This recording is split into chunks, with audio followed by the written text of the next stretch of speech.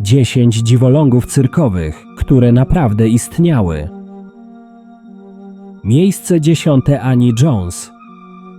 Annie Jones Elliot była jedną z najbardziej znanych brodatych dam występujących w amerykańskich cyrkach XIX wieku. Urodziła się 14 lipca 1865 roku w Virginii i jako dziecko została zauważona przez impresaria P.T. Barnuma, który podpisał z jej rodzicami kontrakt, gdy miała zaledwie kilka lat. Nadmierne owłosienie twarzy pojawiło się u niej stopniowo i było wynikiem hirsutyzmu, a nie choroby powodującej owłosienie całego ciała. Początkowo występowała pod sensacyjnym przydomkiem Esau Lady, inspirowanym biblijną postacią Ezawa. Z wiekiem zaczęła sprzeciwiać się takiemu przedstawianiu i świadomie budowała wizerunek eleganckiej kobiecej artystki. Annie Jones była również utalentowaną śpiewaczką, co wyróżniało ją spośród wielu innych osób wystawianych w freak shows. Otwarcie krytykowała używanie określenia dziwoląg i domagała się, aby artyści byli traktowani z szacunkiem i nazywani performerami. Dwukrotnie wychodziła za mąż, a jej drugie małżeństwo było stabilne i społecznie akceptowane. W środowisku cyrkowym była znana jako osoba inteligentna, pewna siebie i wspierająca innych artystów. Zmarła w 1902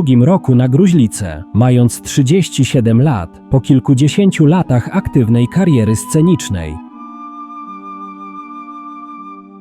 Miejsce 9. Felix Werle.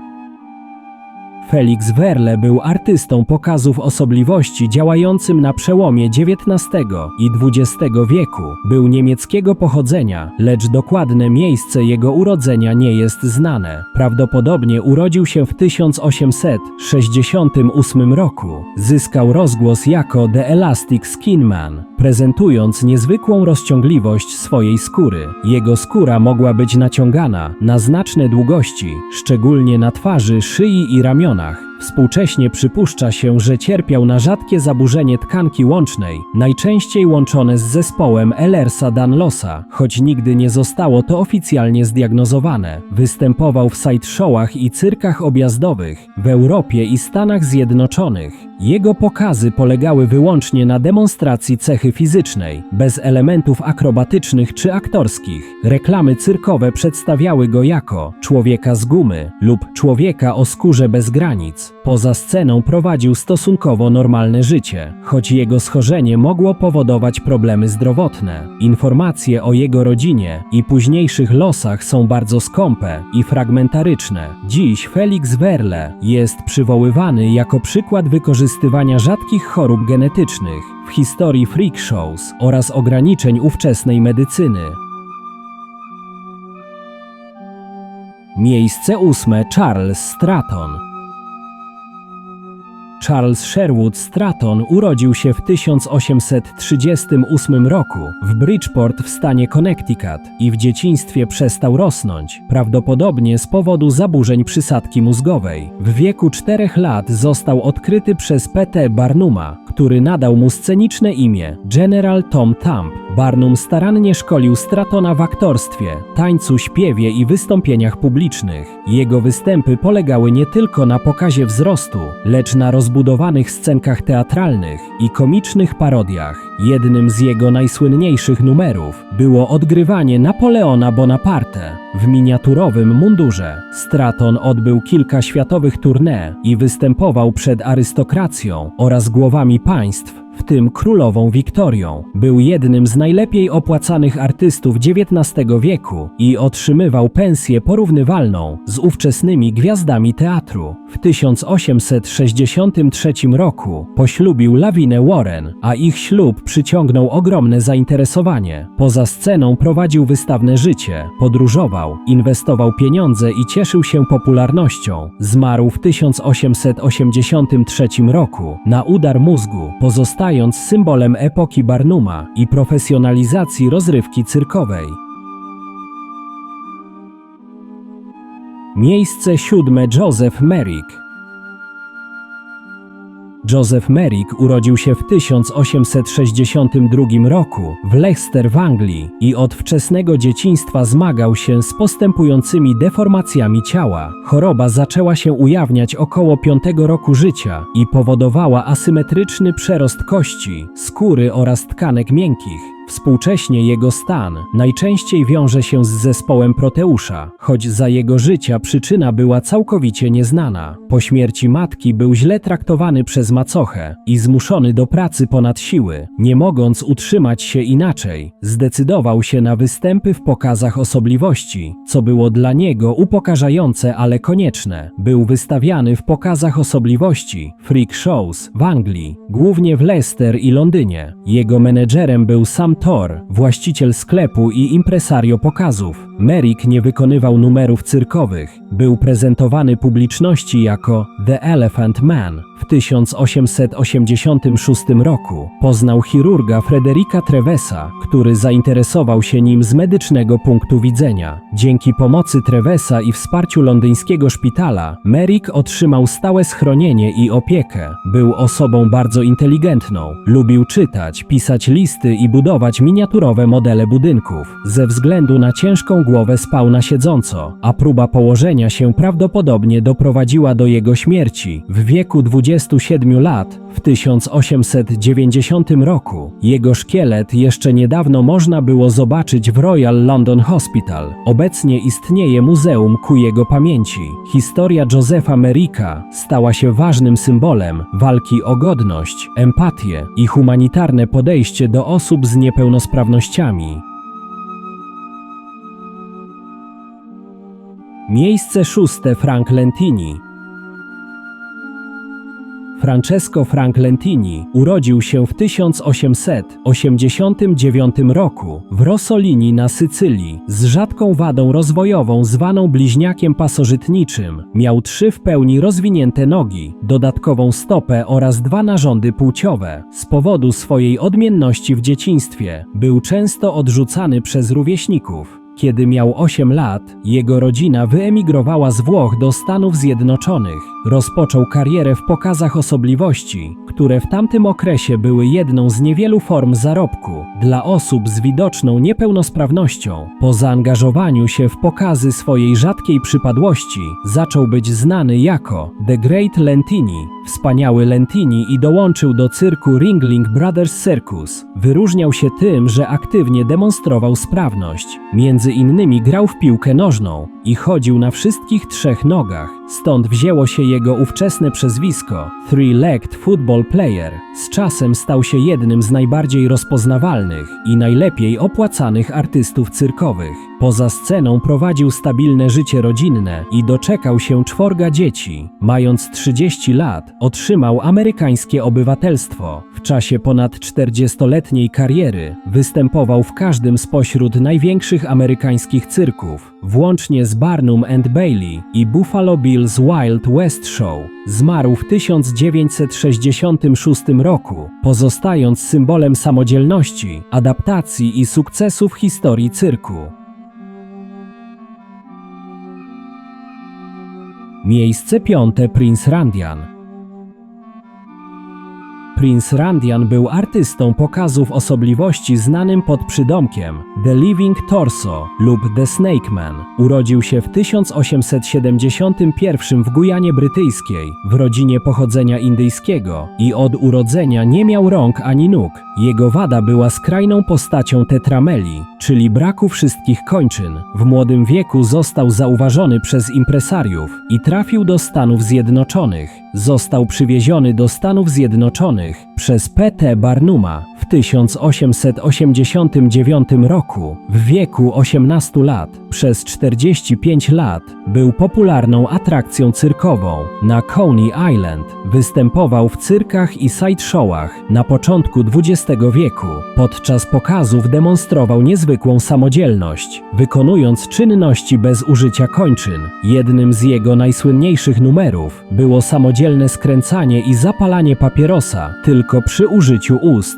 W 1932 roku wystąpił w filmie Dziwolągi, w którym widać go zapalającego papierosa zapałką. Poza sceną prowadził życie rodzinne i był ojcem kilkorga dzieci. Prinz Randian jest dziś pamiętany jako symbol ludzkiej adaptacji i samodzielności mimo ekstremalnej niepełnosprawności.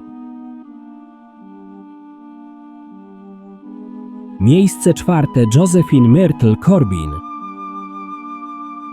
Josephine Myrtle Corbin urodziła się w 1868 roku w hrabstwie Lincoln w Teksasie i od chwili narodzin miała rzadką wadę rozwojową, zwaną dipygus. Jej ciało posiadało 2 miednice i 4 nogi, z których 2 zewnętrzne były w pełni sprawne, a 2 wewnętrzne krótsze i słabiej rozwinięte. Anomalia ta była wynikiem niepełnego rozdzielenia się bliźniąt w życiu płodowym. Już jako nastolatka zaczęła występować w pokazach osobliwości Barnum and Bailey Circus, gdzie prezentowano ją jako The Four-Legged Girl from Texas. Jej występy budziły ogromne zainteresowanie i przynosiły jej bardzo wysokie zarobki, jak na koniec XIX wieku. W 1886 roku wyszła za mąż za Jamesa Bicknella, który według źródeł był lekarzem. Josephine prowadziła stosunkowo spokojne życie rodzinne mimo swojej sławy. Urodziła co najmniej 5 dzieci, co było możliwe dzięki posiadaniu 2 układów rozrodczych.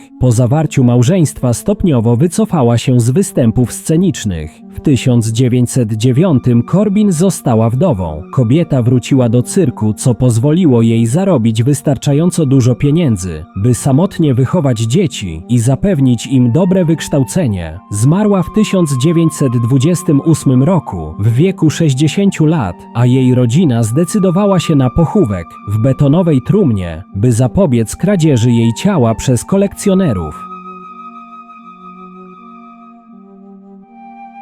Miejsce trzecie. Chang i Eng Bunker.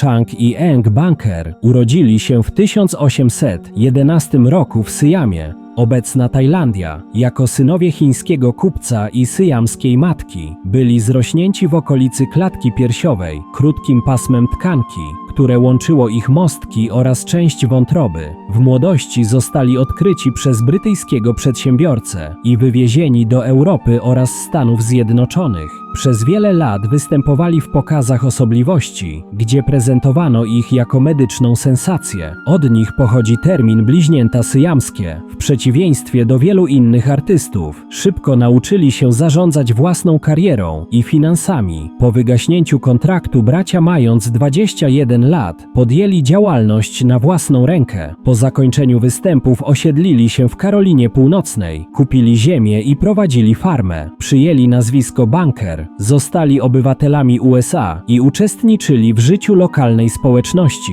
Obaj poślubili siostry Sarah i Adelaide Yates, co wywołało ogromne zainteresowanie opinii publicznej. Mieli łącznie 21 dzieci, dzieląc życie rodzinne pomiędzy 2 domy w systemie rotacyjnym. W 1874 roku Chang zmarł na zapalenie płuc, a Eng zmarł kilka godzin później, prawdopodobnie z powodu wstrząsu i utraty krążenia. Szacuje się, iż obecnie na terenie całych Stanów Zjednoczonych żyje około 1500 potomków Changa i Enga. Ich spreparowana wątroba jest częścią wystawy w Muzeum Mitter w Filadelfii. Miejsce drugie. Robert Huddleston. Robert L. Huddleston był artystą pokazów osobliwości, znanym pod scenicznym przydomkiem Ponyboy. Urodził się w 1895 roku z wrodzoną deformacją zwaną genu recurvatum, która powodowała, że jego kolana zgięte były do tyłu, co ułatwiało mu poruszanie się na rękach i stopach. Z powodu tej cechy fizycznej częściej chodził na czworakach, co stało się jego charakterystycznym elementem występu scenicznym. Nie wiadomo dokładnie, gdzie się urodził i skąd pochodził. Według opisów Robert pracował w cyrkach i pokazach osobliwości przez około 36 lat, co czyniło jego karierę jedną z dłuższych w tej branży. Poza estradą prowadził prawie normalne życie. Chodził do szkoły, pracował na farmie, polował i wykonywał standardowe prace rolnicze. Mógł pokonywać duże odległości, co miało świadczyć o zdrowiu i wytrzymałości fizycznej, mimo nietypowego chodu. Podczas niektórych występów wykonywał też ekwilibrystyczne sztuczki, na przykład zarzucał nogę nad ramieniem. Aby zadziwić widzów, Huddleston nosił drewniane klocki pod dłonie, które nadawały mu charakterystyczny stukot podczas pokazu. W źródłach internetowych opisywany jest jako osoba zdrowa, nie wstydząca się swojego wyglądu i aktywnie uczestnicząca w życiu publicznym. Jego występy były częścią popularnej tradycji sideshow, części cyrkowej rozrywki prezentującej ludzi z unikalnymi cechami fizycznymi. Miejsce pierwsze: Edward Mordake.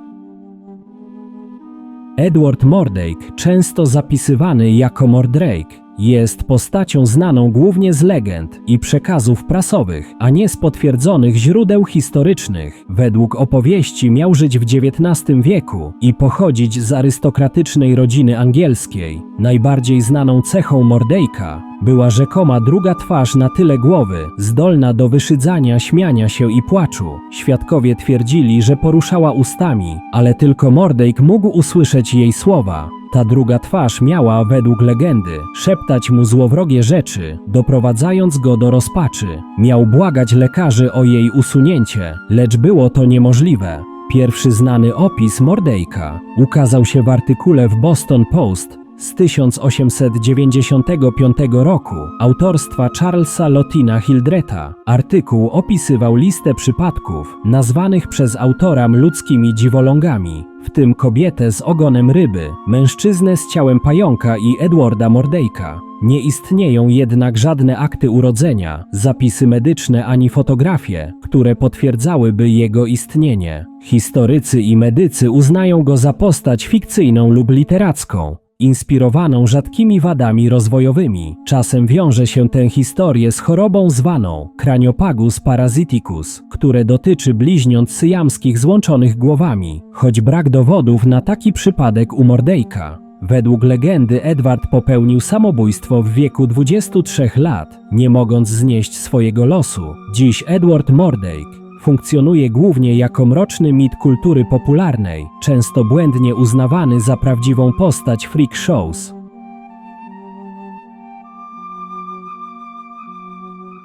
Jeśli film Ci się spodobał, zostaw łapkę w górę i zasubskrybuj kanał.